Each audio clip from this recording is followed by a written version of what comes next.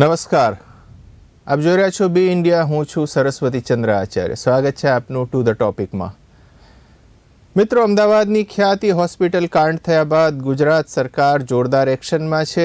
આ પ્રકારની શરમજનક અને ચિંતા ઉપજાવે તેવી ઘટનાઓને રોકવા માટે એક પછી એક નિર્ણયો કરી રહી છે. આ ક્રમની અંદર આગળ વધીને ગુજરાત સરકારે નિર્ણય કર્યો છે કે પ્રધાનમંત્રી જન આરોગ્ય યોજના સંલગ્ન હોસ્પિટલો હવેથી રાજ્યમાં મેડિકલ કેમ્પ્સ યોજી શકશે નહીં. અને જો કોઈ હોસ્પિટલ આવી પ્રવૃત્તિઓ કરતી જણાશે તો તેની સામે કડકમાં કડક પગલાં લેવામાં આવશે. અલબત્ત સરકારના પગલાંને ખૂબ કઠોર અને દૂરગામી તરીકે જોવામાં આવી રહ્યું છે. ગુજરાત સરકારે વધુ એક કઠોર નિર્ણય કર્યો છે. સાથે સાથે આ કાંડમાં સામેલ તમામ સંબંધિતો સામે પગલાં લેવામાં આવી રહ્યા છે. રાજ્યના આરોગ્ય વિભાગ હેઠળની તબીબી સેવાઓની શાખાએ જાહેર કરેલા પત્ર અનુસાર આવા કોઈ મેડિકલ કેમ્પને સરકાર દ્વારા પ્રોત્સાહન અપાતું નથી અને આવા કેમ્પ યોજવાના રહેતા નથી. આરોગ્ય વિભાગના તમામ અધિકારીઓ અને યોજના સાથે સંકળાયેલી હોસ્પિટલોને ઉદ્દેશીને લખાયેલા પત્રમાં જણાવવામાં આવ્યું છે કે આ નિયમને તમામે ગંભીરપણે પાળવાનો રહેશે.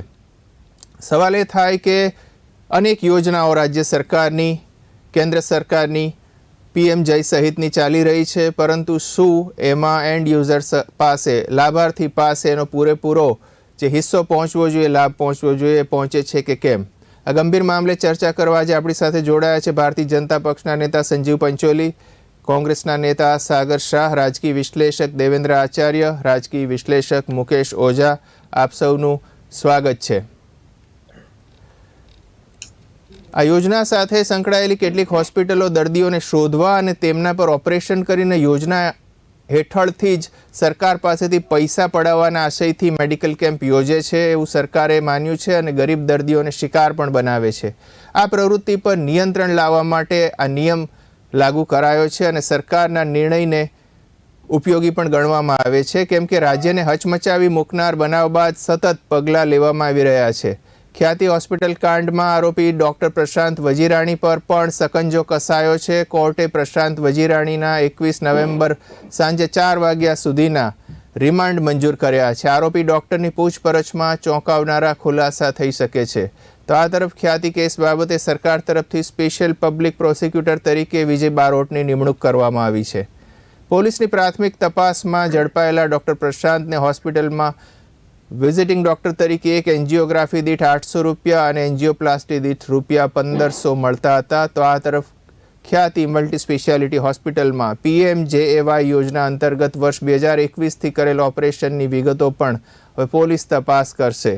તપાસનીશ અધિકારીએ રિમાન્ડ અરજીમાં કહ્યું કે આરોપીએ ડિરેક્ટર સાથે મળીને ખોટી રીતે એન્જિયોગ્રાફી અને એન્જિયોપ્લાસ્ટી કરી મોટા પાયે નાણાકીય લાભ મેળવ્યો છે. તેમણે બેંક એકાઉન્ટ્સની વિગતો મેળવવાની છે. નિર્દોષોનો ભોગ લેનાર ખ્યાતિ હોસ્પિટલ કાંડના સંચાલક કાર્તિક પટેલ વિરુદ્ધ રેડ કોર્નર નોટિસની પણ શક્યતા છે. કાર્તિક પટેલ તારીખ 21 નવેમ્બરે પરત નહીં આવે તો રેડ કોર્નર નોટિસ ઇસ્યુ કરવામાં આવી શકે છે. કાર્તિક પટેલની ધરપકડ કરવા તપાસ અધિકારી મંજૂરી માંગશે. દરમિયાનમાં CEO ચિરાગ રાજપૂત સહિત અન્ય 3 પણ ફરાર છે, જેમની સામે તપાસ ચાલી રહી છે. સૌથી પહેલો સવાલ ભારતીય જનતા પક્ષને. વડાપ્રધાન નરેન્દ્ર મોદી દર વર્ષે લોકોના ફાયદા માટે નવી નવી યોજનાઓ જાહેર કરે છે. એના માટે પુષ્કળ ફંડ પણ આપવામાં આવે છે. એ જ રીતે ડબલ એન્જિનની સરકાર છે તો રાજ્ય સરકાર પણ અનેક યોજનાઓ જાહેર કરતી હોય છે. એના અમલીકરણ માટે બજેટમાં પણ જોગવાઈ થતી હોય છે.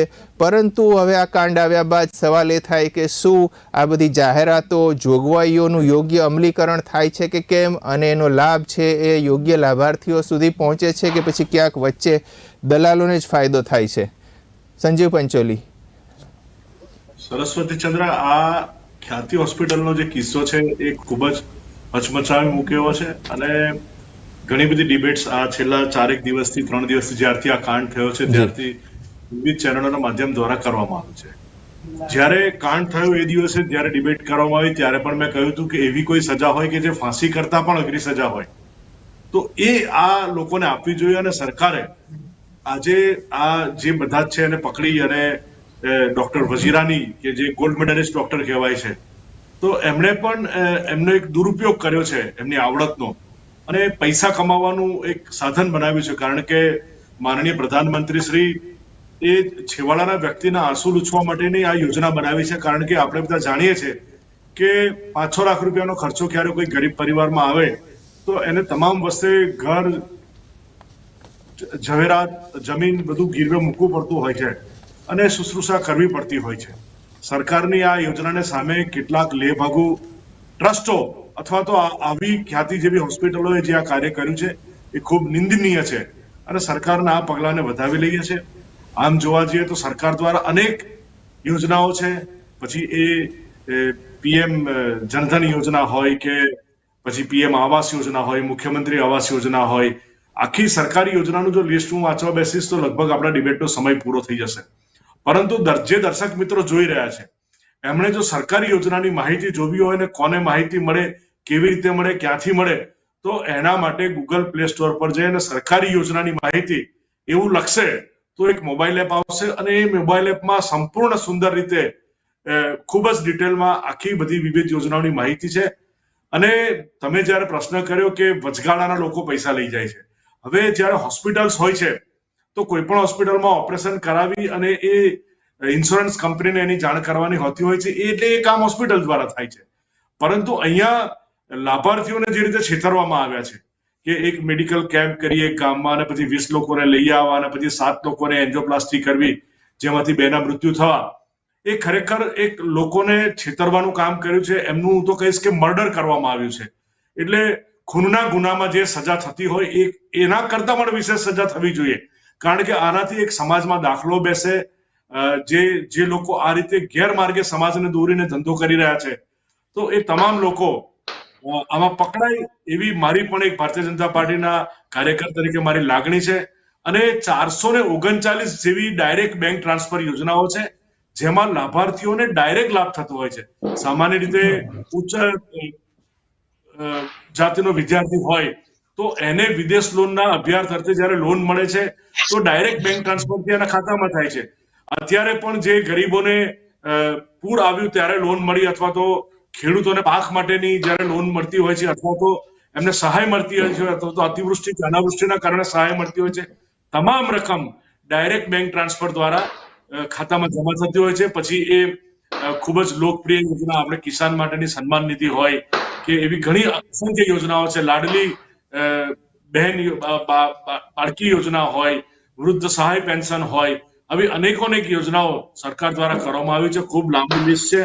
શિક્ષણ અંગેની યોજનાઓ છે, જાહેર આરોગ્ય અંગેની યોજનાઓ છે, મહિલાઓ અને બાળકો અંગેની યોજનાઓ છે, વિધવા સહાય, વૃદ્ધ પેન્શન, અનાથ બાળકો આવાસ અંગેની યોજનાઓ, સ્પેશિયલ એસટી અને એસસી કેટેગરીમાં આવતા લોકો માટે યોજનાઓ, જનરલ કેટેગરી માટે આવતા લોકોની યોજનાઓ, એટલે અનેક યોજનાઓ છે. જો આપ કહેશો ત્યારે જો કોઈક આ યોજનાઓ માટેનો ડિબેટ હશે તો હું ચોક્કસ સંપૂર્ણ યોજનાઓની માહિતી આપના માધ્યમ દ્વારા પહોંચાડવાનો પ્રયત્ન કરીશ. બિલકુલ, એવી ડિબેટ પણ જરૂરી છે જેથી લોકોને પોતાના માટે શું યોજનાઓ ચાલી રહી છે એનો ખ્યાલ આવે ને એનો લાભ કેવી રીતે લેવો એ પણ ખ્યાલ આવે. આપે જે ડાયરેક્ટ બેનિફિટ ટ્રાન્સફરની વાત કરીએ ઘણી મહત્ત્વની છે કે જેમાં સીધું જ સરકાર જનધન યોજનાની જેમ કોઈ પણ એકાઉન્ટ હોલ્ડરના એકાઉન્ટમાં એનો બેનિફિટ ટ્રાન્સફર કરે છે, એ સીધી જ રકમ ટ્રાન્સફર થાય છે, અથવા તો એ સીધી રકમ જેને મળવાની છે એજન્સીને ટ્રાન્સફર થાય છે. પરંતુ આ પીએમ જય જેવી યોજનાઓ છે કે જેમાં વચ્ચે એક સિસ્ટમ છે અથવા અન્ય ઉપર આધાર લાભાર્થીએ રાખવાનો છે, એમાં કદાચ આપણે વિશેષ ઓડિટ અને વિશેષ ધ્યાન રાખવાની જરૂર છે. કેમ કે આમાં સીધું જ નુકસાન લોકોને પણ થાય છે, શાસક પક્ષને પણ થાય છે અને સરકારને પણ થાય છે. જ્યારે મોટું બજેટ ફાળવ્યું હોય અને એનો લાભ યોગ્ય રીતે લોકોને નહીં મળે તો લોકોના મનમાં તો શાસક પક્ષ અને સરકારની ઇમેજ ખરાબ થવાની. જી સંજીવજી, આપ કંઈ કહી રહ્યા છો? તમે ખૂબ સરસ વાત કરી છે. હું તમને એક વાત કહું કે માનો કે મારી પાસે પીએમ જે કાર્ડ નથી કારણ કે મારી આવક વધારે છે અને I am not eligible for that. હવે તો સિનિયર સિટીઝન મિત્રોને પણ આપવામાં આવે છે, પછી ભલે એમની કોઈ પણ આવક હોય. 70 વર્ષથી ઉપરના સિનિયર સિટીઝન માટે અલાઉડ છે. આજની તારીખમાં હું એલિજિબલ નથી. જી હા, આજની તારીખમાં હું એલિજિબલ નથી તો મારે શું કરવું પડે? માનો કે મારે કોઈક નાનકડું ઓપરેશન કરવું છે કે કોઈક બીમારી આવે છે તો હું હોસ્પિટલમાં બતાવવા જતો હોઉં છું, એટલે હોસ્પિટલ ડાયગ્નોસિસ કરે છે કે ભાઈ આ તમારું ઓપરેશન છે. એટલે પછી ડોક્ટરનો પહેલો પ્રશ્ન એ હોય છે કે તમારો ઇન્સ્યોરન્સ છે? એટલે આપણે કહીએ છીએ કે હા. પછી એ પૂછે છે કે કઈ કંપનીનો છે? એટલે આપણે કહીએ કે આ કંપનીનો છે. કારણ કે સામાન્ય રીતે જે સરકારી કંપનીઓ છે, નેશનલ ઇન્સ્યોરન્સ હોય કે ન્યૂ ઇન્ડિયા ઇન્સ્યોરન્સ હોય, એ લોકો કેશલેસ સારવાર નથી થતી. અને જે આઈસીઆઈસીઆઈ બેંક છે કે નોવા બુપા છે કે એવી ઘણી બધી કંપનીઓ છે પ્રાઇવેટ કે જે ઘણી બધી હોસ્પિટલોમાં કેશલેસ સારવાર આપતી હોય છે. એટલે ડોક્ટરનો છે ને આ ખૂબ વિશાળ બિઝનેસ છે. હું તમારા માધ્યમ દ્વારા લોકોને પણ વિનંતી કરું છું કે આની પૂરી ચકાસણી કરે. જ્યારે તમે એડમિટ થાવ ત્યારે ડોક્ટર પાસે નાની માહિતી મેળવજો. એટલે પછી શું કરે કે જો તમારો પ્રાઇવેટ ઇન્સ્યોરન્સ હોય ને તો એ પહેલા તમે પૂછો કે કેટલો ખર્ચો થશે સાહેબ, એટલે એવું કે તમારું આ ફલાણું ઓપરેશન છે તો 70,000 રૂપિયા ખર્ચો થશે. તો પછી તમને ઇન્સ્યોરન્સ નું પૂછે તો કે તમને વાંધો નથી ને, અમે તમને કેશલેસ કરી દઈએ તો. કારણ કે જો પ્રાઇવેટ હોય તો એ કેશલેસ થાય તો એ લાખ રૂપિયાનું બિલ મૂકીને પૈસા લે, તમને ખબર નથી પડતી, તમારી પાસે 5-6 સહીઓ કરાવી લે છે. એવી જ રીતે જ્યારે ગવર્મેન્ટનો ઇન્સ્યોરન્સ હોય છે ત્યારે તમારે પૈસા આપવા પડતા હોય છે, બિલ તમારી પાસે આવે છે એટલે તમને ખબર પડે છે. એટલે એવા કિસ્સામાં ડોક્ટરો 60,000 થી 70,000 રૂપિયાનું બિલ બનાવતા હોય છે. એટલે આ એક મોટું ષડયંત્ર અને તંત્ર પર હું ચોક્કસ કહીશ કે દર્દીઓએ પણ આમાં ચિંતિત થવાની જરૂર છે. અને હું તો વારંવાર પૂછતો હોઉં છું કે આ બધું જે લાગતું વળગતું હોય છે આ એક વ્યાપકરણ થયું છે. કોરોના તો 28 લાખ કે 30 લાખ રૂપિયા જેવું બિલ ડોક્ટરો દ્વારા બનાવવામાં આવ્યું, અને પછી આપણે પૂછીએ કે કોરોનાની સારવાર શું, તો કે કઈ નહીં. અલા ભાઈ, તો કે એમના ફેફસામાં તકલીફ હતી એટલે એમને આઈસીયુ માં રાખ્યા, એમને આમ હતું એટલે અમે આ શુશ્રૂષા કરી. પણ જયારે 28 લાખ રૂપિયાનું બિલ થતું હોય અને એ દર્દની કોઈ દવા ના હોય તો તમે કેવી રીતે કરો છો? એટલે હું તો એક એવી પણ માંગણી મૂકું છું કે ભાઈ એફઆરસી જેવું જેમ શાળાઓમાં એફઆરસી આવી ને એમ દરેક દર્દમાં પણ હોસ્પિટલ વાઇઝ એફઆરસી અને એનું પ્રાઇસ લિસ્ટ હોવું જોઈએ. નો ડાઉટ આપણે બધા દાખલ થતા પહેલા પૂછતા જ હોય છે, પણ કોરોનામાં કોઈ પૈસા નથી પૂછ્યા કે મારા કેટલા રૂપિયાનું બિલ થશે, અને કોઈ જવાબ નથી આપ્યો. એટલે આ એક ઉઘાડી લૂંટ ચાલી રહી છે. એ લૂંટ સામે મેં સરકારમાં પણ વારંવાર રજૂઆત કરી છે, અને આપના માધ્યમથી હું ડોક્ટર મિત્રોને પણ વિનંતી કરું છું કે માનવતા દાખવો અને સમાજ સેવાનું ઉદાહરણ પૂરું પાડો. તમે કમાઓ, તમારું જે ઇન્વેસ્ટમેન્ટ છે એની સામે તમે વળતર મેળવો, પણ લોકોને લૂંટ ના ચલાવો, એવી મારી 2 હાથ જોડીને નમ્ર વિનંતી અને અરજ છે. આપે કહ્યું એ પ્રમાણે મેડિકલ ઇન્સ્યોરન્સ સેક્ટરમાં જો ઓવર બિલિંગનું આ ચક્કર ચાલે છે, ઓપન સિક્રેટ હોય, તો પછી એના માટે શું થઈ શકે? શું એમાં કોઈ નોડલ એજન્સી નીમવાની જરૂર છે કે કોઈ ટેકનોલોજીનો ઉપયોગ કરીને દૂષણ દૂર કરવાની જરૂર છે? હું સૌ પેનલિસ્ટોને પ્રશ્ન પૂછીશ. શરૂઆત આપ જવાબ આપવા માંગતો તો આપ નથી કરીશ.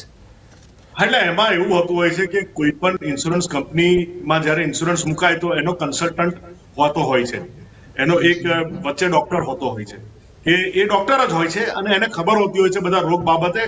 અને આમ શું છે, મોટા ભાગના ડોક્ટરો બધી હોસ્પિટલો સાથે મળેલા હોય છે, એટલે ઘણીવાર મિલાવટ પણ થતી હોય છે, અને ઘણીવાર કંપનીને ધ્યાનમાં રાખીને ડોક્ટર જે હોય છે વચ્ચેનો કન્સલ્ટન્ટ એ બિલ પાસ કરતા હોય છે. પણ કેશલેસના કિસ્સામાં વધારે મિલાવટ હોય છે એવું મારું 100% માનવું છે. કોંગ્રેસની પ્રતિક્રિયા, સાગર શાહ.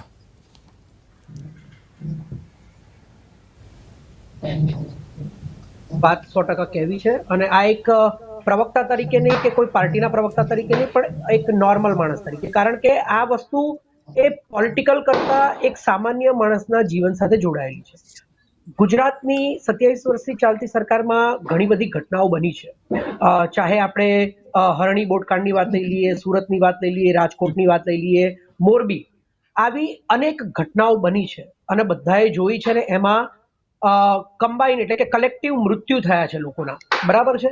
અને એની અંદર હજી સુધી આટલા વર્ષોમાં કોઈ સજાઓ કોને મળી કે એક્ઝેક્ટ કેટલી સજા મળી એનો કોઈ હજી સુધી કઈ એક્સપોઝર બહાર આવ્યું નથી, ક્લોઝર બહાર આવ્યું નથી. લોકો હજી પણ અવઢવમાં છે કે 5-5 વર્ષ થઈ ગયા છતાં પણ આટલી મોટી મોટી ઘટનાઓમાં 15-15 વર્ષના બાળકો ઉપરથી કૂદીને સળગતા પડી ગયા અને એનો કોઈ રિપોર્ટ નથી આવ્યો. રાજકોટનો નથી આવ્યો, મોરબીના 135 લોકોના મૃત્યુ પછી પણ એનો કોઈ રિપોર્ટ નથી આવ્યો કે કોને, કયા માણસને, કઈ વ્યક્તિને, કયા કારણસર, એનો શું ગુનો હતો ને એને શું સજા કરવામાં આવી છે અને કેટલા વર્ષ માટેની સજા કરવામાં આવી છે, અને જેનો વધારે ગુનો હતો એને કેટલી સજા કરવામાં આવી છે હજી ખબર નથી. પરંતુ આ જે ઘટના બની છે, આ ઘટના પછી કેમ તરત તંત્રએ દોડવું પડ્યું છે એનું કારણ હું તમને કહું. કારણ કે આ જે ઘટના છે ને એમાં 2 વ્યક્તિઓના મૃત્યુ થયા છે, અને ડાયરેક્ટ આ છે ને એક સ્કિલ બેઝડ પ્રોફેશન છે ડોક્ટરનો પ્રોફેશન એ માણસની સાથે જોડાયેલો છે. કોઈ માણસ કોઈ હોસ્પિટલમાં દાખલ થાય અને પછી એની સાથે કોઈ કોમ્પ્લિકેશન્સ થાય તો સ્વાભાવિક છે કે એ વાત ડોક્ટર ઉપર આવશે, હોસ્પિટલ ઉપર આવશે, અને એ હોસ્પિટલ કોની સાથે જોડાયેલી છે એની સાથે આવશે, એની અંદર કામ કરનારા માણસો કોની સાથે જોડાયેલા છે એની ઉપર આવશે, અને બીજી બધી પબ્લિક પણ એ વાતને 100% ધ્યાનમાં લેશે કે આ હોસ્પિટલમાં આવું થયું. તમે જોજો ઘણી બધી હોસ્પિટલો વિશે એવી માન્યતા હોય છે કે આ હોસ્પિટલમાં તો દાખલ જ ના થવાય, કારણ કે અહીંયા તો આપણે દાખલ થઈએ છીએ ને તો હોસ્પિટલની અંદર ઘણી વખત માણસ દર્દી ગયો છે તો પાછો જ નથી આવતો.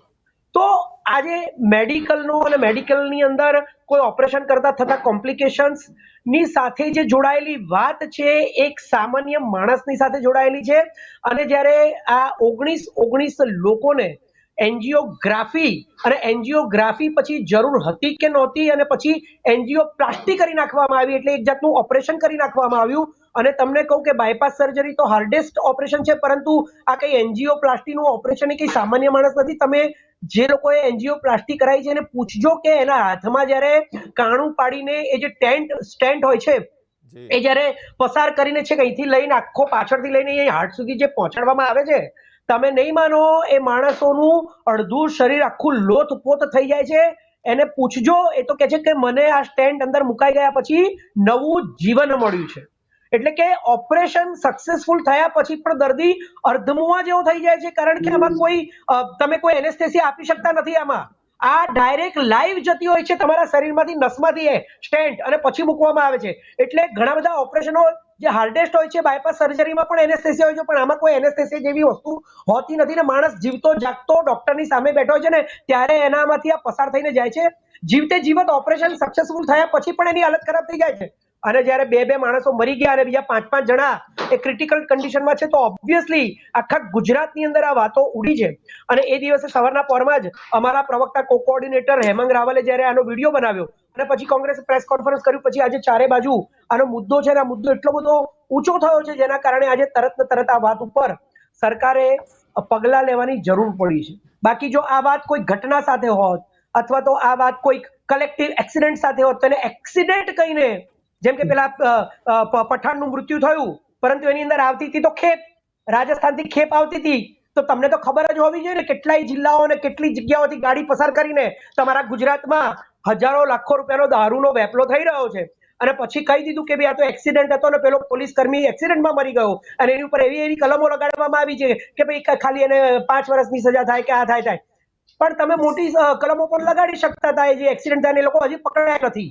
તો આ કઈ પોલીસ છે કે તમારા ગવર્મેન્ટની અંદર, તમારી સરકારમાં 27 વર્ષથી ચાલતી સરકારમાં આટલું સ્ટ્રોંગ પોલીસ ખાતું છે, છતાં પણ તમારા ગુજરાતમાં આ દારૂ અને વેપાર લઈને આખા ઘૂસી જાય છે અને પછી તમારો એક્સિડન્ટ કરીને પોલીસ કર્મીનું મૃત્યુ થઈ જાય છે અને પછી એ લોકો ભાગી પણ જાય છે અને હજી સુધી તમે પકડી શક્યા નથી.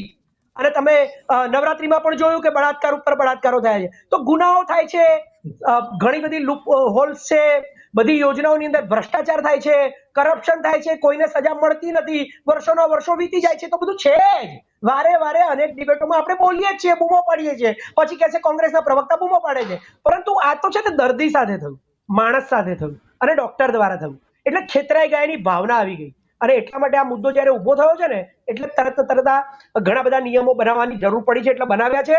પરંતુ આ નિયમો બનાવ્યા પછી પણ એનું કેટલું અમલ થવાનું છે અને કેટલું સક્સેસફુલ થવાનું છે એ પણ જોવું રહ્યું. આગળના સમયમાં ખબર પડશે 6 મહિનામાં કે બીજી હોસ્પિટલમાં આવું કંઈ થઈ રહ્યું છે કે નહીં આ બધા નિયમો બનાવ્યા પછી, એટલે એ પણ આપણને ખબર પડશે. We will see over that.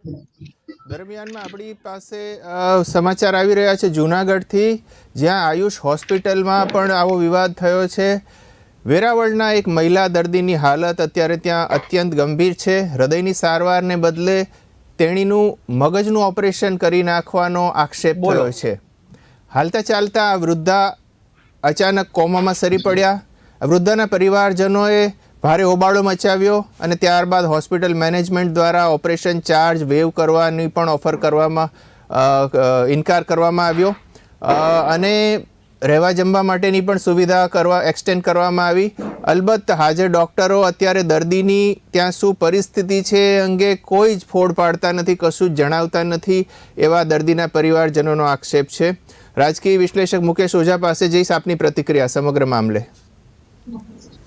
સૌ પ્રથમ તો ગુજરાત સરકારને હું અભિનંદન આપીશ કે આના ઉપર સખત એક્શન લઈ રહ્યા છે ને સાથે ટકોર પણ રહેશે કે આની અંદર કદાચ હવે મને એવું લાગે છે કે જે સાચા ઈમાનદાર જે ડોક્ટરો છે એ પણ બિચારા હવે ગભરાઈ રહ્યા છે. હવે આ એક પ્રકારનું જે મેડિકલ ડોક્ટરોને આપણે ભગવાન કહીએ છીએ એ ભગવાન શબ્દની પરિભાષા હવે પછી ભૂસાઈ ચૂકી છે એટલે ડોક્ટરોને ભગવાન કેમ માનીએ? ડોક્ટરોને એ પૈસા લેતા હોય, લાખ લાખ 2-2 લાખ લેતા હોય ને આ રીતના જો ઈલાજ કરતા હોય તો એને ભગવાન ન માની શકાય. જે થયું સમય થઈ ગયું એ થઈ ગયું. સરકાર શ્રી આપણે ઇન્કમ ટેક્સ 15%, 10 થી 15% લોકો જે ઇન્કમ ટેક્સ ભરે છે, જે આવક આવે છે, જે કમાણી થાય છે સરકારમાં, અને પછી અમારા જેવાને તો મળે નહીં આવી યોજનાઓ, પરંતુ જેને મળે છે અને એની અંદર જે ભ્રષ્ટાચાર થાય છે એની સામે સરકારને ટકોર છે કે સરકાર આવી બાબતો ઉપર ગંભીર બને અને ગંભીરતાપૂર્વક પગલા લઈ રહ્યા છે. પીએમ જય યોજના એટલે તમે જુઓ કે જે ગરીબ માણસ છે એને પૈસાની કેટલી તકલીફ હોય અને જ્યારે આવી યોજનાથી એનો ઈલાજ થઈ જતો હોય ને તો એની દુઆ મળતી હોય છે. પરંતુ આનો દુરુપયોગ જે ડોક્ટર લોબી કરી રહી છે, જે ફાર્મસી લોબી કરી રહી છે, જે મેડિક્લેમની કંપનીઓ કરી રહી છે, અને મારો સીધો આક્ષેપ જે ફાર્મસી કાઉન્સિલ છે, મેડિકલ કાઉન્સિલ છે, કે જેની અંદર જે કાઉન્સિલની અંદર 20,000 કરોડ ટર્નઓવર કરનારી કંપનીઓને બેસાડવામાં આવ્યા છે, જે મોટા મોટા હોસ્પિટલો છે એમના એમડીઓ સીઓને બેસાડવામાં આવ્યા છે, ત્યાંથી જે પોલિસી નક્કી થાય છે એ મેડિકલ કાઉન્સિલની અંદર મોટો ધરખમ ફેરફાર થવો જોઈએ. અને જો આવી ઘટનાઓ વારંવાર થશે તો લોકો દેશ છોડવાનું વિચારે છે, ગુજરાત છોડવાનું વિચારે છે, બીજા દેશમાં જઈએ વિચારે છે.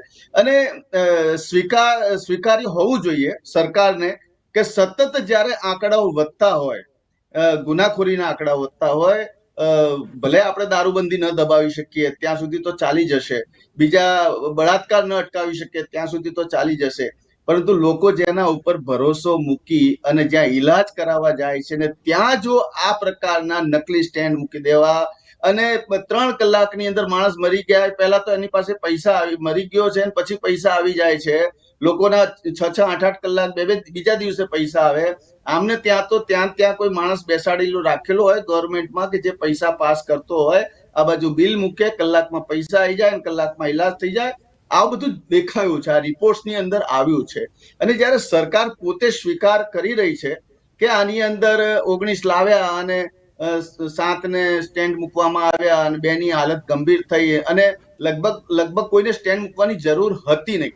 એટલે એમાં આ જે આપણે રોકીએ પ્રકારના છે ને, એટલે ડોક્ટર મુકેશભાઈ, સરકારનો જે નથી. નહીં એક સમાચાર આવ્યા છે એટલે હું આપને રોકીશ કે જે સરકારે આ મામલે તપાસ સમિતિ નિમી છે એના મુખ્ય સભ્યએ આજે એવું કહ્યું છે કે કેટલાક દર્દીઓને આ પ્રકારની સારવારની જરૂર હતી, વિક્ટીમ છે મને, કેટલાક દર્દીઓને આ પ્રકારની સારવારની જરૂર નહોતી. આ ઉપરાંત કેટલાક દર્દીઓના રિપોર્ટ જ મળતા નથી અથવા રિપોર્ટ કાઢવામાં જ નથી આવ્યા. અને એક સૌથી મહત્ત્વની વાત કહી છે કે કેટલાક દર્દીઓને સારવારની જરૂર હતી પરંતુ એમનું ઓથેન્ટિકેશન ના થયું યોજના અંતર્ગત, એટલે એમની સારવાર કરવામાં નથી આવી. જી મુકેશભાઈ. જે હોસ્પિટલ, જે ખ્યાતિ હોસ્પિટલ જ અનરજિસ્ટર્ડ છે, બરાબર છે, અને જે ત્યાંના જે ડોક્ટરો છે, બરાબર છે, કે જે પ્રકારે એમણે ઈલાજ કર્યો છે એ તો ખુલ્લું પડી જ ગયું છે, આપણી સામે ખુલ્લું જ પડી ગયું છે. અને આની અંદર જે મિલીભગત દેખાઈ રહી છે, જે પૈસા પાસ કરી રહ્યા છે, અને જે હોસ્પિટલ બિલ્ડરો બાંધતા હોય, જે હોસ્પિટલો રાજનેતા બાંધતા હોય, 1.5-2 કરોડ રૂપિયા ખર્ચીને જે ડોક્ટર બન્યો હોય એના ઉપર કેટલું પ્રેશર હોય, એના ઈએમઆઈ ના એના અને એ મોટી હોસ્પિટલ એમને કહેવામાં આવે છે કે ભાઈ મારે રોજનું 25 લાખનું કાઉન્ટર જોઈએ, 50 લાખનું કાઉન્ટર જોઈએ, 20 લાખનું કાઉન્ટર જોઈએ. હવે આજે આ ફ્રી કેમ્પ છે ને, એ ફ્રી કેમ્પ એક માર્કેટિંગ સેમિનાર છે. હવે એ માર્કેટિંગ સેમિનાર કરી અને લોકોને લાવવા જે વગર પરવાનગીએ, એટલે આ શું દર્શાવે છે? સરકાર ગંભીર નથી, ત્યાં એ જગ્યા ઉપર ગંભીર નથી. એવા કાયદાઓનું કેમ પાલન થતું નથી? એક ડોક્ટરને સાહેબ આજે સમિતિ બનાવી, ચલો સરસ, ખૂબ જ એસઓપી બનશે, સારી સિસ્ટમ બનશે, સારા નિયમ બનશે, પરંતુ છતાંય જો આંકડા વધતા જાય, આપણે સતત, હું તો છેલ્લા 10 વર્ષથી ડિબેટ કરું છું, મને ખબર છે, જ્યારે કોઈ ઘટના ઘટે છે સરકાર એસઓપી બનાવે, નિયમ બનાવે છે, પરંતુ આંકડા વધતા જાય છે. હું ધન્યવાદ છે મોદી સાહેબને કે એ દર્દ સમજે છે પ્રજાનો. આપણા સીએમ સાહેબ પણ દર્દ સમજે છે. યોજનાઓ બહુ સરસ છે સાહેબ, યોજનાઓ માટે સેલ્યુટ છે કે ગરીબ લોકોને કેટલી રાહત મળે છે. પરંતુ સરકારનો આમાં હું વાંક એટલો જ કાઢીશ, સરકારનો વાંક એ નથી કે સરકારી યોજના ખોટી બનાવી, સરકારી યોજના ખૂબ સારા ઇન્ટેન્શનથી બનાવી છે, પરંતુ જે આની અંદર જે ઓફિસર છે, બ્યુરોક્રેટ્સ છે, જે મિલીભગતની અંદર જે કરીને લૂંટ, સરકારના પૈસા બારોબાર બીજાને ત્યાં જાય છે, એના ઉપર વોચ રાખવાની જરૂર છે. અને આવી હોસ્પિટલો, આપણા આ ટાઈપના કેસ કરનારા હોસ્પિટલો આપણા ગુજરાતની અંદર 80 થી 90% છે સાહેબ. હવે મને તો એ ડર લાગી રહ્યો છે કે બિચારા આ જે નવી એસઓપી બનશે, સાચા ડોક્ટરો ક્યાં જશે? સાચા ડોક્ટરો તો કોઈ ઈલાજ કરતા પણ ગભરાશે કે પહેલા અહીંયા થઈ જશે તો મારા ઉપર તો બધું આવી જશે. પરંતુ જે માણસ ઈમાનદારીથી કામ કરે છે, જે ડોક્ટર વાસ્તવિકતાથી ઈમાનદારીથી કામ કરે છે, અને હવે એ સ્વીકારવું રહ્યું. પહેલા વિદેશના લોકો આપણા ભારતમાં ઓપરેશન કરાવવા આવતા હતા સાહેબ. યુએસ, યુકે ના લોકો, ઓસ્ટ્રેલિયા લોકો વિદેશથી અહીંયા ઓપરેશન કરવામાં આવતા એટલા માટે કે અહીંયા મેડિકલ સસ્તું છે. ઇન્ડિયાનું અને હવે મેડિકલ સાહેબ, તમે એક ઓપરેશનના લાખ, 2 લાખ, 5 લાખ રૂપિયા થાય છે. અને મેડિક્લેમમાં આપણે જો સામાન્ય તાવ આવ્યો હોય ને આપણે જો મેડિક્લેમ લીધું હોય ને તો આવતા વર્ષે આપણું 20% પ્રીમિયમ વધી જાય. અને જો તમે 3 વખત મેડિક્લેમ લીધું હોય તો મેડિક્લેમની રકમ પણ ડબલ થઈ જાય છે. અને એનો જો અભ્યાસ કરવામાં આવે, મેડિક્લેમ પોલિસીનો જો અભ્યાસ કરવામાં આવે તો એની અંદર પણ ખૂબ જ જબરદસ્ત સંકલન છે. બ્યુરોક્રેટ્સના, જે પોલિસી બનાવનારાના, જે મોટા હોસ્પિટલો બનાવનારા, જે સીએમઓ છે, સીઈઓ છે અને ફાર્મસી લોબી છે. એ મેં પહેલા પણ કહ્યું કે આ ફાર્મસી લોબી પણ આની અંદર જવાબદાર છે કે એક 5 રૂપિયાની ટીકડીના 200 રૂપિયા લઈ શકે છે અને આ જ દુકાને આ જ દવા મળશે, બીજે ન મળી શકે એવા આગ્રહ સાથે જે ફાર્મસી વાળા દુકાનો વેચે છે અને ડોક્ટરોને એવા ટિકિટો આપે છે કે જાઓ તમે બેંકોક ફરી આવો. એટલે એ બધા આ પ્રકારનું થઈ ગયું છે. અને એજ્યુકેશન, જે ડિગ્રી, નકલી ડિગ્રી તો ઘણી પકડાઈ, નકલી હોસ્પિટલો ઘણી પકડાઈ, જ્યાં જે રાજ્યમાં નકલી સીએમઓ પકડાઈ જાય, સરકારી ઓફિસો પકડાઈ જાય, નકલી કોર્ટ પકડી જાય, તો પછી જો આવી ઘટનાઓ તો એમના માટે સામાન્ય છે સાહેબ. આવી ઘટનાઓ એમના માટે સામાન્ય છે. હવે સરકારે આની અંદર શું કરવું જોઈએ? તો સરકારે જે એસઓપી બનાવે છે ને, એક દાખલો બેસાડો સાહેબ. 2-4 ડોક્ટરને ફાંસી, હમણાં પંચોલી સાહેબે ખૂબ સરસ કીધું કે આમના માટે ફાંસીની સજા પણ યોગ્ય નથી.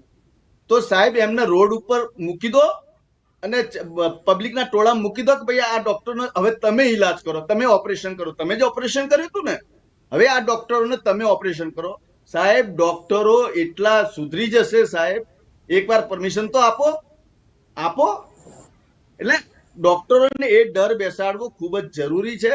અને જે પ્રમાણે એક ડોક્ટર બન્યા પછી સીધી 2 કરોડ 5 કરોડની હોસ્પિટલ બની જાય અને તમે ખાલી 3 વર્ષ જુઓ, કરોડો રૂપિયાની ટીવીમાં એડવર્ટાઇઝ આવે છે. જ્યારે ડોક્ટર શપથ લેતો હોય છે ને, સંવિધાનની શપથ લેતો હોય છે ને, અને સરકારી લોની અંદર લખેલું છે, અહીંયા હું ગુજરાત સરકારને ટકોર કરવા માંગુ છું કે આ ઓથના સંવિધાનની અંદર લખેલું છે કે કોઈ પણ મેડિકલ હોસ્પિટલ કે ડોક્ટર ક્યારેય ટીવી એડ, મીડિયા પ્રમોશન ન કરી શકે, હોસ્પિટલની એડવર્ટાઇઝમેન્ટ ન કરી શકે. તો આપણે અહીંયા તો તમે જુઓ, કરોડો રૂપિયા ટીવી, રેડિયોમાં જુઓ કે ટેલિવિઝનમાં જુઓ કે કરોડો રૂપિયાની એડ ચાલે છે. એ એડના પૈસા કોણ આપે છે? હોસ્પિટલ વાળા આપે છે, જે મેનેજમેન્ટ આપે છે. અને એ પૈસા લે છે ક્યાંથી? તો આપણા જેવા માંથી લે છે. અને બીજું, આ તો આટલા સુધી સીમિત હતું. હવે શું થાય છે કે પીએમ જય યોજના હેઠળ તમને 1.25 લાખ રૂપિયાનું બજેટ છે. તો તમને એમ કહેશે કે આ 1.25 લાખ રૂપિયા બજેટ તમારા સ્ટેન્ટ મૂકવાના છે, ઈલાજ કરવાના છે. હવે જો તમારે સારા રૂમમાં જવું હોય, વીવીઆઈપી રૂમમાં જવું હોય, તો આનો 3000 રૂપિયા એક્સ્ટ્રા છે, જે સરકાર આપતી નથી, જે તમારે એક્સ્ટ્રા આપવું પડશે. પછી આ સરકાર, આ ગોળીઓ છે ને, એ સરકારી સજેસ્ટેડ છે. પરંતુ જો તમારે આ સારું પતાવવું હોય, જલ્દી હોય, તો આ સારી ફાર્મસી કંપનીની ગોળીઓ છે. હવે 3 રૂપિયાની ટીકડી 300 રૂપિયામાં લઈ ના આવે. અને સરકાર પછી જયારે બિલ પાસ કરે, આની અંદર તો કેમના બિલ પાસ થઈ જાય અને કેમના ઓપરેશનના પૈસા પાસ થઈ જાય તો થોડુંક મેડિકલની ભાષાના લોકો સમજાવી શકે. પરંતુ જે પ્રમાણે બિલ પાસ કરવામાં આવે છે અને પછી બિચારા પેલો ગરીબ માણસ કે ભાઈ મારે તો 5 લાખનો ખર્ચો થઈ ગયો, 2 લાખનો ખર્ચો થઈ ગયો. એટલે ખર્ચો તો સાહેબ 25,000નો નથી થયો. અને ગામડામાં આજે એવા ડોક્ટરો છે. અને આની પાછળ આજથી 10 વર્ષ પહેલા એમ કહેવાતું હતું કે આયુર્વેદને અંગ્રેજોએ દબાવી નાખ્યું, મુગલોએ દબાવી નાખ્યું, આપણી જે વેદશાળાઓ જે છે, બધા ગ્રંથો છે, બાળી નાખ્યા. જો આજે આ હોત ને સાહેબ, તો ભારતીય સંસ્કૃતિ છે ને, આખા વિશ્વને સંદેશ આપત કે આયુર્વેદમાં શું તાકાત છે. અને આયુર્વેદના આક્રમણની સામે આ જે વિદેશી તાકાતો છે, જે ફાર્મસી તાકાતો છે, જે કંપનીઓ છે, જેમ બાબા રામદેવને કોર્ટમાં ઘસેડીને એના ઉપર દબાણ કરવામાં આવ્યું અને આયુર્વેદની પ્રોડક્ટોને સામાન્ય નથી લેતા. અને હું મારો દાખલો મેં પહેલા પણ આપેલો કે મને 422 ડાયાબિટીસ હતો, મને બહુ તબિયત ખરાબ થઈ, ડોક્ટરે કીધું અને મારું બિલ બન્યું હતું સાહેબ, 3 દિવસ હોસ્પિટલમાં રહ્યો હતો, કરીબ 1.5 લાખ રૂપિયા. નરોડાની હોસ્પિટલની વાત કરું છું. અને પછી મને મારે આયુર્વેદાચાર્ય મિત્રએ કીધું કે આ બધા પૂતળા નાખી દે. અને એક એમણે સરસ 3 વસ્તુની પાવડર આપી, કારેલાનો પાવડર, લીંબોડીનો પાવડર અને એક બીજું 3 મિક્સ કરીને હું સાહેબ આજે 1.5 વર્ષ થઈ ગયો, મારો ડાયાબિટીસ સાહેબ 100 ની અંદર આવી ગયો. એટલે આયુર્વેદમાં આ તાકાત છે.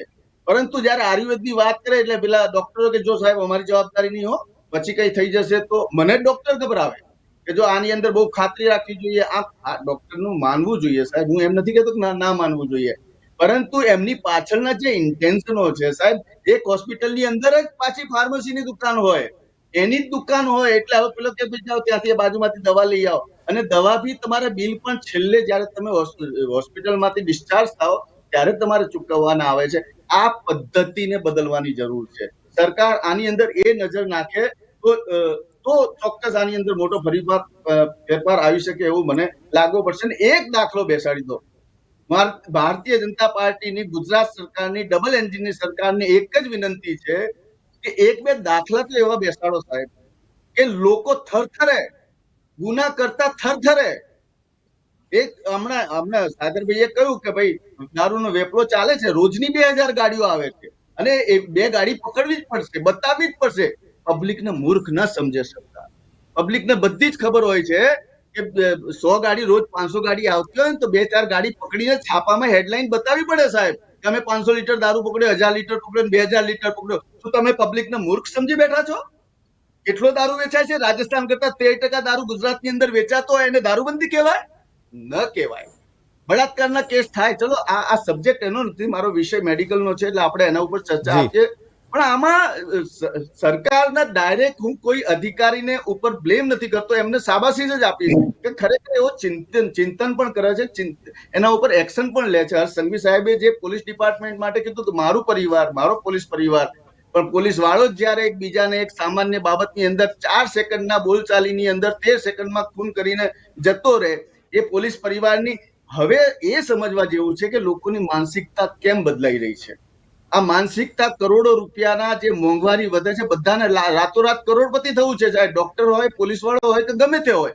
હવે એ એમની જે કરોડપતિ બનવાની માનસિકતાની અંદર એ કાયદા કાનૂન કોઈ ડર રહેતો નથી સાહેબ. અને જે બિચારા નાના વેપારીઓ ને સાહેબ છોડતા નથી, જીએસટી વાળા આ તે બધા, અને એમની પાસેથી જે ઇન્કમ ટેક્સ જાય છે, અને એ ઇન્કમ ટેક્સ જ્યારે ખોટા રસ્તે જાય છે ત્યારે સાહેબ સામાન્ય નાગરિકને દુઃખ થશે, અને દુઃખ થઈ રહ્યું છે. એટલે મારી પ્રાર્થના એ જ છે કે સરકાર દાખલો બેસાડે. અત્યાર સુધી જે પણ એક્શન લીધું છે એ આવકાર્ય છે, સ્વાગત યોગ્ય છે, અભિનંદનને પાત્ર છે. ભલે આ જે સમય છે, પરંતુ ગુજરાતને આ મિડ ટાઈમમાં છે. હવે આપણે ઇલેક્શનનો પર્વ નથી ગુજરાતની અંદર, પણ એટલે આ વચ્ચે ચાલશે. પણ જો ચૂંટણીના દરમિયાન જો આવી ઘટના ઘટી હોય તો આના પડઘા બહુ લાંબા પડતા હોય છે, અને પબ્લિક એ જોઈને વોટ આપી રહી છે. પરંતુ એ મારે કહેવું જ પડશે કે હવે ગુજરાતની અંદર આપણા મૃદુ અને મક્કમ મુખ્યમંત્રી છે, એમની ઈરાદા ખૂબ નેક છે, પણ એમની નીચેની જે ટીમ છે, બ્યુરોક્રેટ્સની ટીમ છે, પોલીસ ડિપાર્ટમેન્ટની ટીમ છે, લીગલ ટીમ છે, ન્યાયતંત્ર છે, ત્યાં દરેક જગ્યા ઉપર ભ્રષ્ટાચારનો કોરડો વીજવો પડશે અને તેના ઉપર જબરદસ્ત એક્શન લેવા પડશે. ગમે ત્યાં જાઓ સાહેબ, એટલું સ્વીકારી લેજો કે છેલ્લા 7-8 વર્ષની અંદર કરપ્શન અત્યંત વધી ગયું છે, અને બહુ સરસ એસઓપી બની ગઈ છે. કરપ્શન કરવાની બહુ જ સરસ એસઓપી બની ગઈ છે. એ એસઓપી ને એક વિષયના નિષ્ણાતને લઈ, એક્સપર્ટને લઈ અને એની અંદર પાસે જાય અને ત્યાંથી જઈને એવી સરકારી કમિટી બને કે એના ઉપર અભ્યાસ કરે, લોકોના માનસિકતા જાણે અને પછી એના ઉપર એસઓપી બને. બાકી તમે આ કાઉન્સિલની અંદર 20,000 કરોડ વાળા સીઓ ને બેસાડીને તમે એસઓપી બનાવશો તો આવી ઘટનાઓ વધતી રહેશે. એટલે આ ન વધે એના માટેના પ્રયાસ સરકારે હજુ ગંભીર પગલા લેવા જોઈએ. અને અનૈતિકતાનું જયારે ખૂન થઈ રહ્યું હોય, નૈતિકતા જયારે ખોવાઈ ગઈ હોય, સાહેબે દુઃખ પણ વ્યક્ત કરે છે, ભાજપના પ્રવક્તા હોય કે કોઈ પણ હોય, ત્યારે એ દુઃખ વ્યક્ત કરે છે ત્યારે એમને એ પણ સમજી લેવું જોઈએ કે આપણે સરકારના પ્રતિનિધિ છીએ અને સરકારની જવાબદેહી બને છે. ઘટનાઓ તો ઘટશે સાહેબ. આ 140 કરોડનો દેશ છે. એક્સિડન્ટ છે એ લોકોને ઘરની અંદર ઝઘડા થાય છે, એમાં સરકાર નથી આવતી, પણ એની અંદર પણ ક્યાંક જે પ્રેશર આવી ગયું છે, લોકોની જે માનસિકતા બદલાઈ રહી છે. તમે એજ્યુકેશનની અંદર જુઓ સાહેબ, બેફામ થઈ ગયું છે. એજ્યુકેશન આટલું મોંઘું થઈ ગયું છે. આજે સામાન્ય 50,000 નો પગારદાર માણસ પણ સાહેબ લોન માંગતો થઈ ગયો છે. પૈસા માંગતા થઈ ગયા છે, તો સામાન્ય ગરીબ પ્રજાનું શું? એટલે આ બધા વિષયો ઉપર ખૂબ જ ચિંતન કરવું જરૂરી છે. અને જે પણ હજુ તો હવે જે ખુલવા માંડશે, હવે લોકો કહેશે કે મારી સાથે પણ આવું થયું. તમે જુઓ, લોકોના અભિપ્રાય લો, મારી સાથે પણ આવું થયું હતું. અમારા રાજસ્થાનમાં એક કેસ મારી સામે જ આવ્યો હતો. એ ત્યાં હોસ્પિટલમાં બતાવ્યો કે તારું આયુષ્યમાન કાર્ડ છે, હા છે, એને ઈલાજ કરી લખીને આપી દીધું કે ઓટીપી આપો, ઓટીપી આપી દીધું અને સીધું 25,000 નું બિલ બનાવીને જવા દીધું. એટલે આ પછી પેલાને ખબર પડી કે તમે તો મારું આ ઓટીપી લઈ લીધો ને મારી પાસે તો આ મેસેજ આવી ગયો અને તમે આ પૈસા લઈ લીધા, તમે તો સામાન્ય ઈલાજ કર્યું. એટલે સરકાર બિચારી પૈસા આપવા માંગે છે, તો એના કરતા બંધ કરી દો. ગરીબોને જ્યાં ડાયરેક્ટ જરૂર છે ત્યાં પૈસા આપો અને 3 મહિના પછી પૈસા આપવાની જો પદ્ધતિ રાખવામાં આવે કે આખો ઈલાજ અને ડોક્યુમેન્ટેશન વેરીફાઈ થાય અને એની પ્રોપર જાળવણી થાય અને પછી જો પૈસા આપવામાં આવે તો પણ કદાચ આ મેડિકલની અંદર ખૂબ જ મોટી અસર, ચેન્જ અને પરિવર્તન આવી શકે છે. અને લોકો પણ સમજી શકે છે કે 3 મહિના માટે ઉધાર લઈ આવીશ, પણ સામાન્ય રીતે હું પહેલા ઓપરેશન કરાવું ને ત્યાં નેગોશિએશન પણ શક્ય છે. જ્યાં મેડિક્લેમ હશે, જ્યાં સરકારી યોજનાઓ હશે, ત્યાં કોઈ નેગોશિએશન નથી. અને આ જે 1.5 લાખ રૂપિયાના સાહેબ, અડધો કલાકના 1.5 લાખ રૂપિયા અને 2,000 5,000 નું સ્ટેન્ડ આવે છે સાહેબ, એના 25,000 રૂપિયા સર મોદી સાહેબે તો જે 2 લાખ 5 લાખ ના આવતા હતા એના 25,000 કરી આપ્યા. આના ઉપર ગંભીર હતા મોદી સાહેબે, અને મોદી સાહેબે એના ઉપર એક્શન લઈ અને સ્ટેન્ડની કિંમત નક્કી કરેલી હતી. એટલે હવે સરકાર અને કેન્દ્ર સરકાર અને વિપક્ષને પણ આવા જો મુદ્દાઓ મળતા હોય તો એમને પણ સરકાર સમક્ષ બેસવું જોઈએ, એમને સતત પરિવર્તનની ભાષા એમને બતાવવી જોઈએ. જી, આપણે જાણીએ છીએ કે અનેક ડૉક્ટર્સ છે આજે પણ નીતિમત્તાપૂર્વક પોતાની કામગીરી કરે છે, માનવતાની સેવા કરે છે, પરંતુ કેટલાક ડૉક્ટર્સની માલ પ્રેક્ટિસને કારણે અત્યારે તમામ ડૉક્ટર બિરાદરી ઉપર આંગળી ચીંધાય એવી શંકાની સ્થિતિ ઉદ્ભવી રહી છે.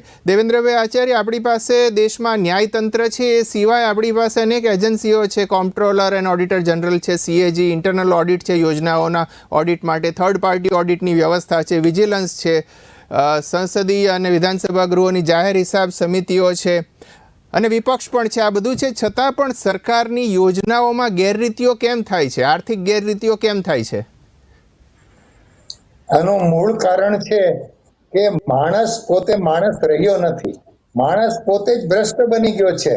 મહામુનિ ચાણક્ય કહ્યું હતું કે જ્યારે નીતિ નાશના માર્ગે વળી જાય અને જ્યારે આપણો દાનવ કે અસુર અંદર ન હોય, એને રાજતંત્ર નાથી ન શકે. રાજતંત્રનો એક દંડ, એક ભય હોવો જોઈએ. ભય વગર પ્રીતિ શક્ય નથી, અને એ હોય તો જ આ શક્ય બને. માટે આ માટે એમ થાય છે કે પૈસો મારો પરમેશ્વર અને હું પૈસાનો દાસ, એમ જે વૃત્તિ છે. અત્યારે આના 4 મુદ્દાઓ આપણે કહીએ ને, એ છે: એક મનોવૈજ્ઞાનિક રીતે મનુષ્યની વૃત્તિ છે, બીજું સામાજિક રીતે મનુષ્યને, મારી પહેલાના બધા પેનલિસ્ટે વાત કરી છે એ રીતે બધાને તે મોંઘવારી નડે છે, સાથે સાથે બધાને આજના યુગના પ્રમાણે પોતાને જીવન ધોરણથી જીવવું છે. રાજકીય રીતે જ્યાં સુધી રાજકીય ઈચ્છા શક્તિ દ્રઢ નહીં બને, આ જ દાખલો આવ્યો છે આપણી સામે, તો આપણે અત્યારે જ તે ટાઈમ લિમિટ બાંધીને જો સરકાર પાસે આફત આવી છે એને અવસરમાં ફેરવી શકે. એક જ એમ કહેવાય કે આની સ્પેશિયલ અદાલત અત્યારે ને અત્યારે નિમી દેવામાં આવે અને એના ઉપર જો 60 દિવસ 90 દિવસમાં તાત્કાલિક ચુકાદો આવે અને આ જે ભયંકર બનાવ બન્યો છે, માનવતાને શર્મસાર કરે એવો, ઈરાદાપૂર્વકના ખૂન જેવો, તો એ માટે તાત્કાલિક જો ચુકાદો આવી જાય, તાત્કાલિક બધો દંડ મળે તો બીજાને એક દાખલો બેસી શકે. આપણે બધા સારા ડોક્ટર્સ પણ છે, પણ આ ડોક્ટર્સ માલિકો જ્યારે બધા નીતિ નિયમો અને ધર્મને નેવે મૂકી અને એ પોતે જ્યારે આવો અધર્મ અને અનીતિને બેઈમાની કરતા હોય ત્યારે એના ઉપરનું નિયંત્રણ બહુ જરૂરી છે. બધી સંસ્થાઓ છે, પણ યાદ રાખજો કે ચલાવનાર માણસ છે, અને માણસ જેવું ભયંકર કોઈ નથી. માણસમાં 3 શક્યતા છે: માનવ માનવી બનીને રહી શકે, માનવ દાનવ બની શકે અને માનવ દેવ બની શકે. આ માનવ છે એ પોતે કેવી રીતે પોતાના સંસ્કારોને, પોતાની જાતને, પોતાના કર્તવ્યને પ્રગટ કરે છે, એના ઉપર જ બધું છે. અને એટલા માટે જ એમ કહેવાય છે, એક મ્યુઝિયમમાં જ્યારે લખ્યું હતું કે અહીંયા દુનિયાનું સૌથી હિંસક પ્રાણી અને સૌથી અધમમાં અધમ કૃત્ય કરનાર મળી શકે, તો પહેલા એમ આવ્યું કે સિંહ હશે, વાઘ હશે, દીપડા હશે, ચિત્તા હશે, ના છેલ્લે એક મોટો અરીસો હતો અને એમાં તમને તમારું જ પ્રતિબિંબ દેખાય એમ હતું. અત્યારે સમાજને સમાજનું પ્રતિબિંબ દેખાય છે કે જ્યારે તમે કોઈ પણ જાતના ધર્મ, નીતિ, સંસ્કાર કે નિયમોને વશ થયા વગર માત્ર પરમેશ્વરની જેમ પૈસાને પૂજો, ભ્રષ્ટ રસ્તાઓ લઈ અને ડોક્ટરો, દવાખાનાના માલિકો આ રીતે કરે, ત્યારે એક માણસની અસહ્ય અજ્ઞાનતા અને એનો તમે ગેરલાભ લઈ અને એને મારી નાખવા સુધી પહોંચી જાઓ, એ કૃત્ય થઈ શકે છે. એટલે બધાને રાતોરાત કરોડપતિ થઈ જવું છે તો એ ન થઈ શકે. અને અત્યારે હવે જે કરવામાં આવે એને માટે તાત્કાલિક સરકારે એના માટેના કઠોર પગલા લઈ ઘોડા તો નાસી ગયા છે, પણ હજી તમારી પાસે છે કે બધા ઘોડાઓને પકડી અને સમાજમાં એક દાખલો બેસાડવામાં આવે તો એક ખ્યાલ આવે કે ના, આ ન થઈ શકે. કારણ કે જ્યાં સુધી દંડનું શાસન નહીં હોય ત્યાં સુધી લોકો પોતાની મેળે સુધરવાના નથી. માટે અત્યારે જરૂર છે બધી એજન્સીઓનો ઉપયોગ કરી. મને એમ થાય કે હોસ્પિટલોનું અચાનક સરપ્રાઈઝ ચેકિંગ કરનાર એક ઓથોરિટી કેમ ન હોવી જોઈએ? અચાનક ચેકિંગ કરે, તમારે ત્યાં શું ચાલે છે, કેમ છે, તમારા દર્દીઓને કેમ છે, શું કરી રહ્યા છો, અને એ બધું જો વ્યવસ્થિત કરવામાં આવશે તો જ આમાં કંઈક શકે. સમય મર્યાદામાં એક અદાલતને સ્થાપી આના માટેની તરત એક ટીમ બનાવી, અન્વેષક ટીમ, અને એ ટીમનું તારણ પુરાવા સાથે હવે બધું આવવા જ માંડ્યું છે પેપરોમાં, ન્યૂઝપેપરમાં ને બધા રિપોર્ટર્સ આપે છે. એ બધાના દ્વારા તાત્કાલિક જો આનો નિર્ણય આવી જાય અને એક દાખલો બેસે, એ રીતની પદ્ધતિ ચાલુ રહે તો આમાં કંઈક લાખો નિરાશામાં એક અમર આશાનું કિરણ જોવા મળે છે. બાકી જ્યાં સુધી આપણે આપણા અંદરના માણસને પ્રગટ નહીં કરીએ ત્યાં સુધી પેલો દાનવ તો નાચે જ રાખવાનો છે. તો એને આમાં સંસ્કાર દ્વારા એક કુટુંબની ફરજ છે, એને આમાં રાજ્ય દ્વારા દંડ અને શાસનની ફરજ છે. સમાજે પોતાના સામાજિક ધોરણોની જરૂર છે અને રાજકીય દ્રઢ ઈચ્છા શક્તિ દ્વારા આ પ્રશ્નનું, સમસ્યાનું સમાધાન આપણે મેળવી શકીએ, એમ મારું અંગત મંતવ્ય છે. આપે આચાર્ય ચાણક્યની વાત કરી તો એમણે પોતાના ગ્રંથ અર્થશાસ્ત્રમાં લખ્યું છે કંટક શોધકો માટે કે ડિપાર્ટમેન્ટમાં, અલગ અલગ ડિપાર્ટમેન્ટમાં, પ્રજામાં અને તમામ જગ્યા સરહદો સુધી જે કંટકો છે, જે અનિષ્ટ તત્વો છે, જે દેશ વિરોધી, સમાજ વિરોધી કામ કરે છે, એને શોધવા માટે ઇન્ટેલિજન્સનું એક આખી ઝાડ હોવી જોઈએ જે રાજાને અથવા રાજ સત્તાને સતત અપડેટ કરતી રહે અને કંટકોને વીણીને નાશ કરી શકાય, એવું પણ ચાણક્યએ કીધું છે. Congress, closing remark. સાગર શાહ, મારે 2-3 સવાલ કરવા છે. આપણે ઘણી બધી ડિબેટ કરી, ઘણી બધી લાંબી વાતો કરી, બધું બરાબર છે, પણ ટેકનિકલ વાત એક ખૂબ મહત્વની છે. કોણ હતું અને કોણે શું કહ્યું હતું અને અત્યારે કેવા માણસો છે એ બધું મહત્વનું નથી. સૌથી મહત્વનું છે સિસ્ટમ ઉપર વાત કરવી. when there is a system, when we have elected the people, when we have elected the representative, why can't the system work the way it should be, right? સૌથી પહેલા તો આ એક હોસ્પિટલ છે. હોસ્પિટલ એ સરકારી યોજના માટેના કેમ્પ કરી શકે કે ના કરી શકે, સૌથી પહેલો એક પ્રશ્ન છે. કેમ્પ કરી શકાય, કેમ્પ 100% કરી શકાય. કોઈ પણ વ્યક્તિ પોતાની સ્કિલ માટેનો કેમ્પ કરી શકે. અને હોસ્પિટલે મંજૂરી વિના કેમ્પ કરેલો. એક મિનિટ, એક માણસ એ જે કેમ્પ કરે છે એ પણ, જે મુકેશભાઈ કહ્યું કે માર્કેટિંગ માટેનું સાધન બની ગયું છે. ત્યાં આગળ આ ડોક્ટર સસ્તામાં કરી આપશે, અમે લોકો આમાં કરી આપીશું, એમ કરીને ત્યાં આગળ માણસો લાવવામાં આવે છે. એક વખત માણસ જ્યારે ડોક્ટરની પાસે આવી જાય એટલે ડોક્ટરને માણસ ભગવાન માનતો હોય છે કે ડોક્ટર ખોટું બોલી ના શકે. ડોક્ટર એ ટેકનિકલી હોશિયાર માણસ છે. અને પછી એને જ્યારે આવું કરીને જ્યારે અંદર લઈ જવામાં આવે છે અને એવું કહેવાય કે શીશામાં ફસાવી દીધો, જુઠ્ઠું બોલીને કે ભાઈ સસ્તામાં થઈ જશે. પરંતુ ડોક્ટર બધા જ આવા નથી હોતા. ડોક્ટરને લોકો ભગવાન માને છે, તો ડોક્ટરોએ સારા કામો કર્યા છે ને હજી પણ ઘણા સારા ડોક્ટરો સારી હોસ્પિટલો કામ કરી રહી છે. યસ, એટલે માત્ર ડોક્ટર્સ કે માત્ર હોસ્પિટલને ટાર્ગેટ નહીં કરવાનું, પરંતુ પર્ટિક્યુલર આ હોસ્પિટલ અને પર્ટિક્યુલર આ હોસ્પિટલમાં કામ કરતા ડોક્ટરના કયા કોન્ટેક્ટ છે, ક્યાં કોન્ટેક્ટ છે, એ લોકો કેવી રીતે કામ કરે છે અને વર્ષોનું એમનું શું કામગીરી રહી છે અને કેવી રીતે કામ કરી રહ્યા છે, સૌથી પહેલા તો એનું ઇન્વેસ્ટિગેશન થવું જોઈએ. માત્ર ડોક્ટરને કે ડોક્ટરની તમામ હોસ્પિટલને ટાર્ગેટ કરવાની કોઈ જરૂર નથી. એટલે સૌથી પહેલો પ્રશ્ન એ થાય કે આવી પ્રાઇવેટ કોર્પોરેટ જેવી હોસ્પિટલો સરકારી યોજનાના કેમ્પ કેમ કરે છે, પહેલા તો એ. અને જો સરકારી યોજનાના કેમ્પ કરે છે તો એને 25 કેમ્પ્સ માટેની એક સાથે પરમિશન કેમ્પ મળી જાય છે. અને જો એ પરમિશન મળે છે તો એમાં સરકાર ઇન્વોલ્વ છે, કારણ કે પરમિશન સરકાર આપે છે. સૌથી પહેલો પ્રશ્ન આ છે. બીજી વાત કે તમે એમ કહો છો કે ભાઈ 5 લાખ હતા અને હવે 10 લાખ કરી દીધા. ભાઈ ચૂંટણી વખતે થયા છે ને.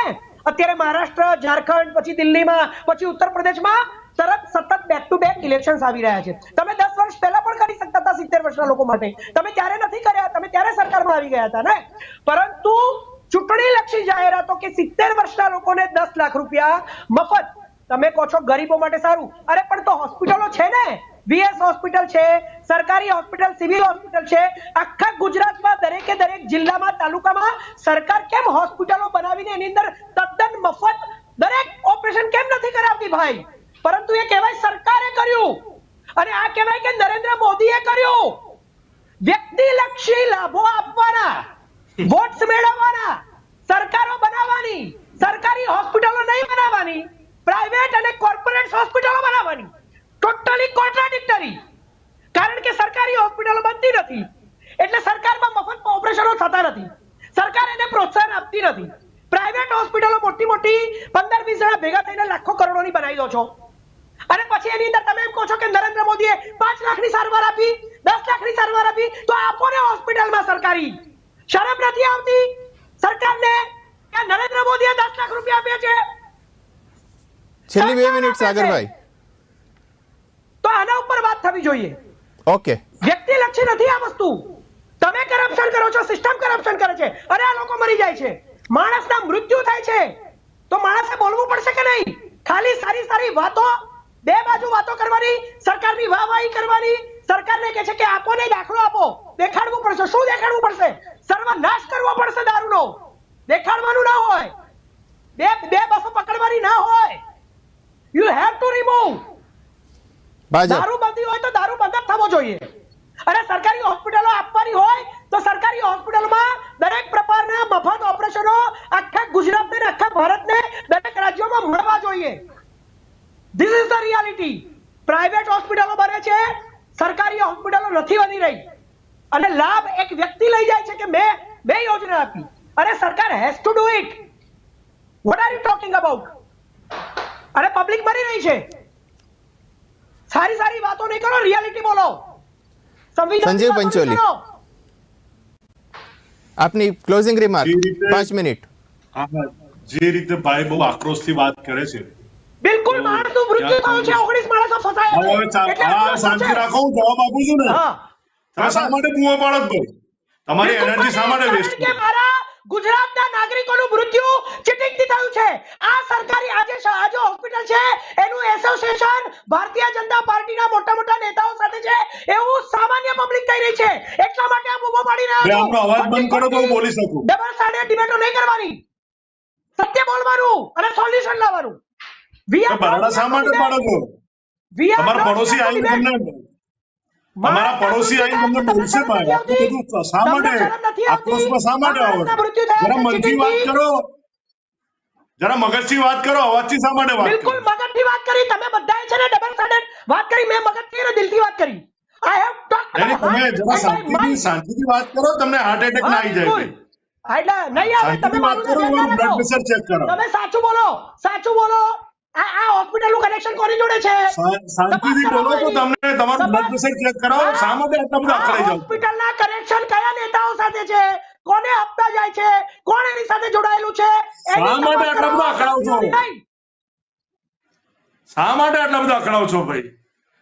રાજીવ ગાંધી એવું કહેતા હતા, ના તમારા રાજીવ ગાંધી એવું કહેતા હતા કે હું 1 રૂપિયો મોકલું છું અને 85 પૈસા ચવાઈ જાય છે અને 15 પૈસા પહોંચે છે. ભારતીય જનતા પાર્ટીની સરકારમાં છેવાડાના વ્યક્તિ શુશ્રૂષા કરે છે, તમારાથી નથી જોવાતું. નહીં, તમારે માત્ર હંગામો જ કરવો હોય, તમારે માત્ર બૂમો પાડવી હોય તો મારે આ વિષયમાં સરસ્વતી ચંદ્ર મારે કોઈ કહેવાનું રહેતું નથી. આ ભાઈને સભ્યતા શીખવાડો. જો કોંગ્રેસના પ્રવક્તાની સભ્યતા ના હોય તો મારે બોલવાની જરૂર નથી. તમારા વિજય રૂપાણી એવું કહે છે કોંગ્રેસના પ્રવક્તા પાસે સભ્યતા ના હોય તો ડિબેટ કરવાની કોઈ જરૂર નથી.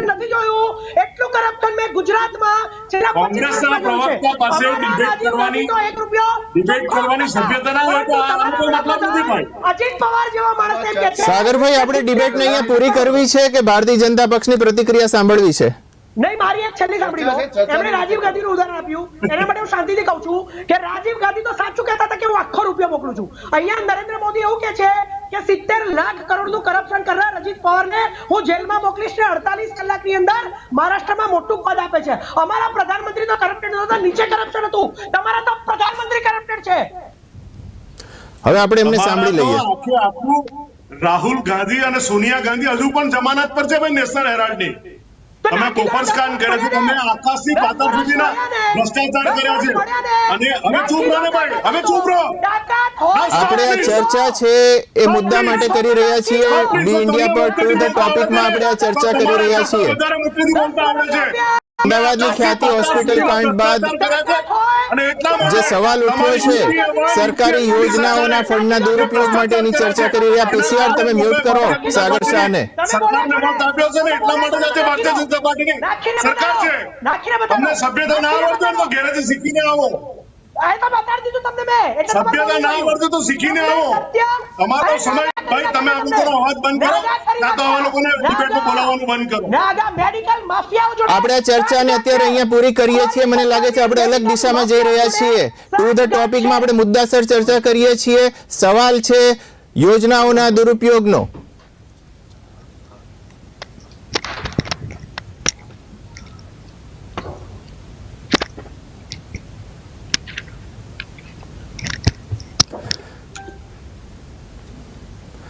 ભારતીય જનતા પક્ષના નેતા સંજીવ પંચોલી, કોંગ્રેસના નેતા સાગર શાહ, રાજકીય વિશ્લેષક દેવેન્દ્ર આચાર્ય, મુકેશ ઓઝા, આપ સૌનો આ ચર્ચામાં જોડાવા માટે ખૂબ આભાર, ધન્યવાદ.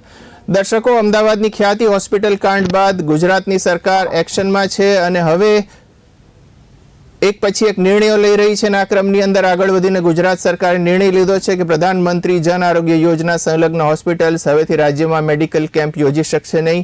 અને જો કોઈ હોસ્પિટલ આવી પ્રવૃત્તિ કરતી જણાશે તો તેની સામે કડકમાં કડક પગલાં લેવામાં આવશે. આગામી દિવસોમાં જોવાનું રહેશે કે આ મામલે તેમજ અન્ય યોજનાઓની ગેરરીતિના મામલે સરકાર દ્વારા શું તપાસ કરવામાં આવે છે અને શું પગલાં લેવામાં આવે છે. વધુ માહિતી અને સમાચારો માટે આપ જોતા રહો બી ઇન્ડિયા, ભરોસો ગુજરાતનો. નમસ્કાર.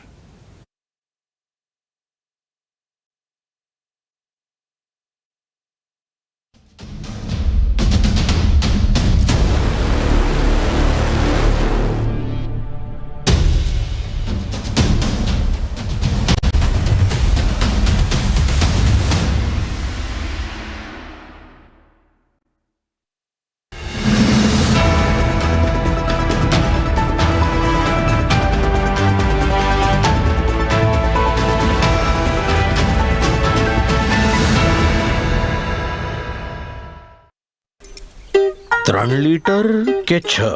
આજે દૂધ કેટલું નીકળશે તમારાથી સારું કોણ જાણે? ધીમો ધીમો કે મુશળધાર? આજે વરસાદ કેટલો પડશે તમારાથી સારું કોણ જાણે? પાક માટે સાધારણ સલ્ફર કે પછી સલ્ફામેક્સ? અરે ખેડૂતથી સારું કોણ જાણે? કેમ કે આમાં મળે છે બેન્ટોનાઇટ સલ્ફરની લાંબી અસર અને સલ્ફર પાવડરનું ત્વરિત પરિણામ. ગ્રોમોર સલ્ફામેક્સ જલ્દી અસર દેખાડે અને લાંબો સાથ નિભાવે. हम सालों से आपकी सेहत